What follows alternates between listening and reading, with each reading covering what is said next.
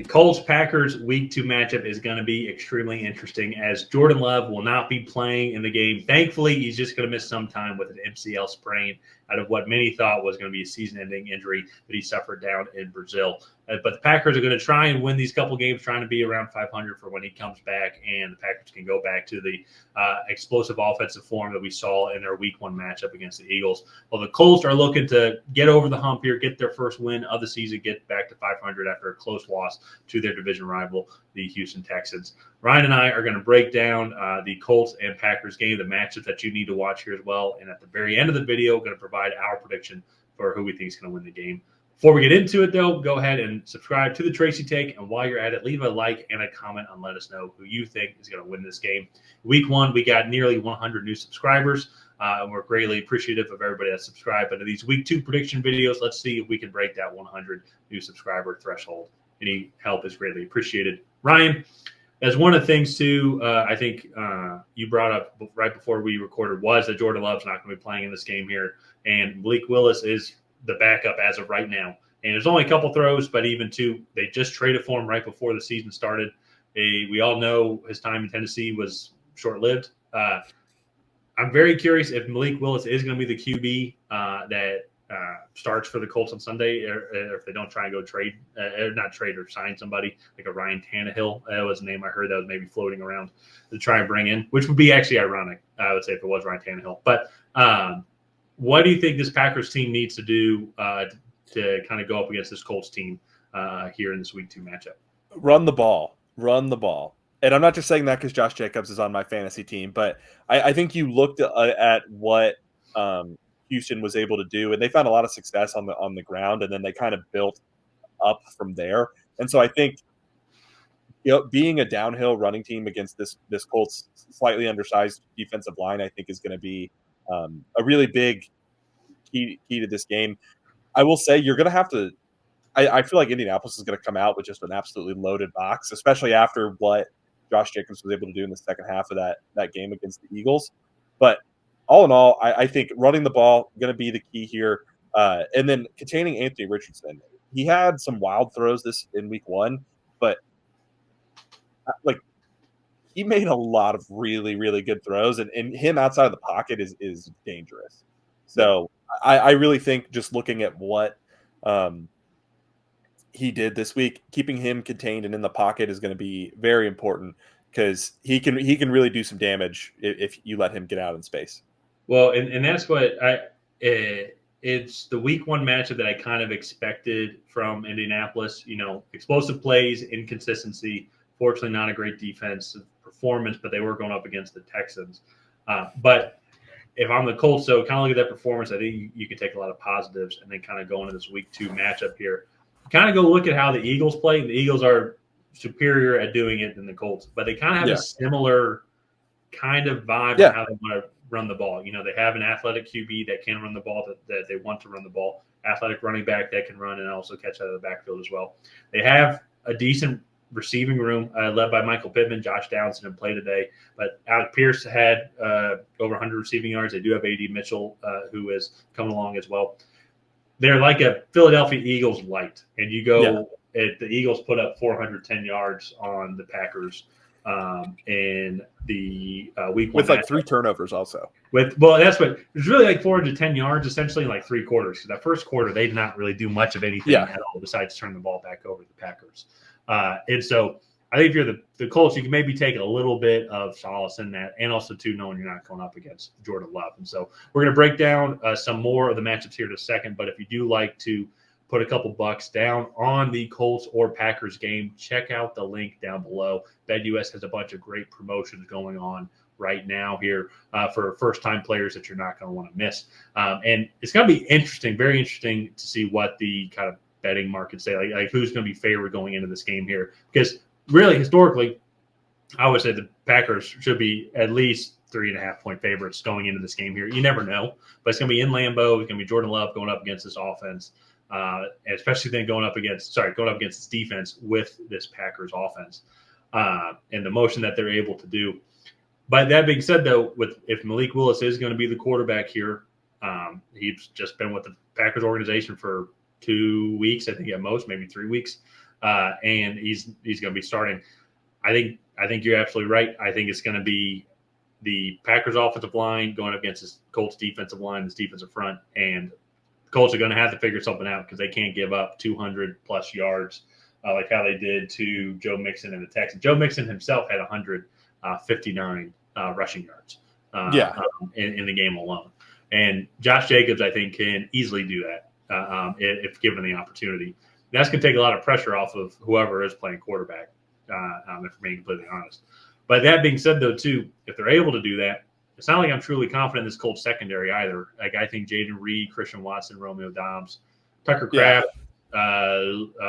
Luke Musgrave. Yeah. I think it's just even with that, if they're able to create motion, just create high percentage throws, I still feel the Packers can go and create some great plays because Matt LaFleur. Never going to doubt Matt LaFleur again after what he did in the second half of last season with this team. So, because I think that's where I get some confidence with whoever's going to be the Packers QB. Well, and I think you look at just kind of what Malik Willis was able to do in Tennessee, and like he did have some moments. Like I remember there's the Kansas City game; he was able to keep that close for three and a half quarters. The defense kept that game. I know what you're talking about, but I don't he was think he threw for 100 yards.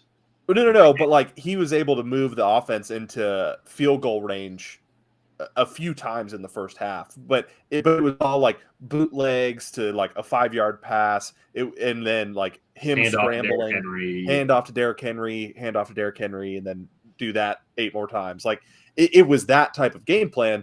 But I think that is the type of game plan that they're going to come in here with, and they're going to have him rely on his athleticism, rely on these receivers to break tackles and get open.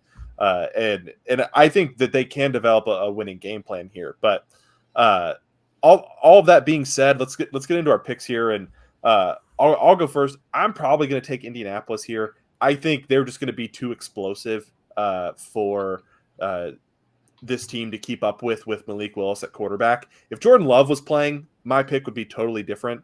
I think the Packers would probably not roll them, but win convincingly.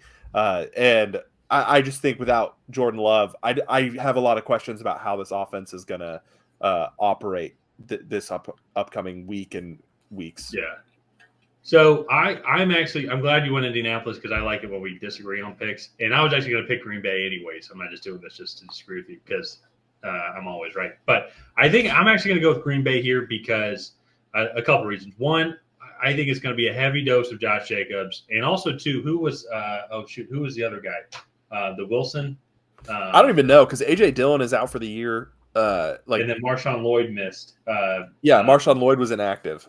Sorry, I should have had this up before. But that running back had a good game also. Ironically, he had a better first half than Josh Jacobs. It was funny looking at Twitter. It was like Josh Jacobs' offensive line versus Emmanuel Wilson's offensive line. And like Emmanuel Wilson's offensive line was like a bunch of like star-studded guards at like the pearly gates or something like that. And then Josh Jacobs was not. Josh Jacobs was 2 offensive linemen blocking each other. That's what it was. Yeah, just in that first half. In the second half, Josh Jacobs went off, had 16 carries for 84 yards, like a solid game. I think it's going to be, and shoot, they had 163 yards in that game. But Jaden Reed had 1 long rushing yard. And so I think it's going to be a heavy dose of that with heavy dose of high percentage throws. Because also, too, you go and look at kind of that offense. They have so much motion offense here. And I think they can even simplify that down for Malik Willis to where it's going to be some of those bootleg out where you're going to have 1 or 2 options, throw it away.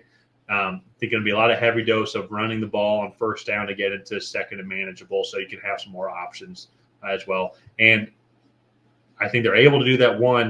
I think that's a good game plan for them in general. But also, I think the Colts are going to allow them to do it. And so, because I would put this, maybe this is controversial, but I would put the Packers and Texans offensive line on a similar kind of plane. And so neither are the greatest, but neither are definitely above average. They're both definitely above average. So I think that combined. So that's the offense. Secondly, though, too, I'll say this. I was impressed, all things considered, with this Packers defense as a whole. They did give up a lot of rushing yards, so that's going to be one of the things that the Colts are really going to want to capitalize. And so they need to try and contain Jonathan Taylor and Anthony Richardson. But all things considered, though, for what that field was and how icy it was, I think they did a decent job kind of containing the Eagles to the best of their ability. Obviously, Saquon Barkley had a couple of key breakaways, yes, but I saw some overall improvement, and it's a significantly weaker receiving room. I don't want to say significantly weaker running room because Anthony Richardson and Jonathan Taylor can both provide a pretty good punch. Yeah, I was going to say those guys are both pretty elite runners. The passing game is going to be significantly weaker for the Colts than it is going to be for what they had to face with the Eagles. So I think it's going to be a little bit more solace here. If they can just contain or just manage the Colts running game, I think the Colts are going to struggle to move the ball downfield. Now, they are going to have some explosive plays, to your point. So that's going to be one of the things they need to really try and eliminate. But I think overall, I think the Packers are going to figure out a good game plan to try and manage this game. They're going to win something like 20-17. Yeah, I think if they're going to win, it's going to have to be below 20 points. I think if the Colts get above 20, I think that they'll win. Maybe. I don't think it has to be below 20, but I see your point. Like, to me, the higher the score is, the better the chance the Colts are coming out on top. Yeah, there's more explosive plays, more long offensive drives. Yeah. And so, yeah, I see what we're talking about. Yeah, so this is the first game that we disagree on this week.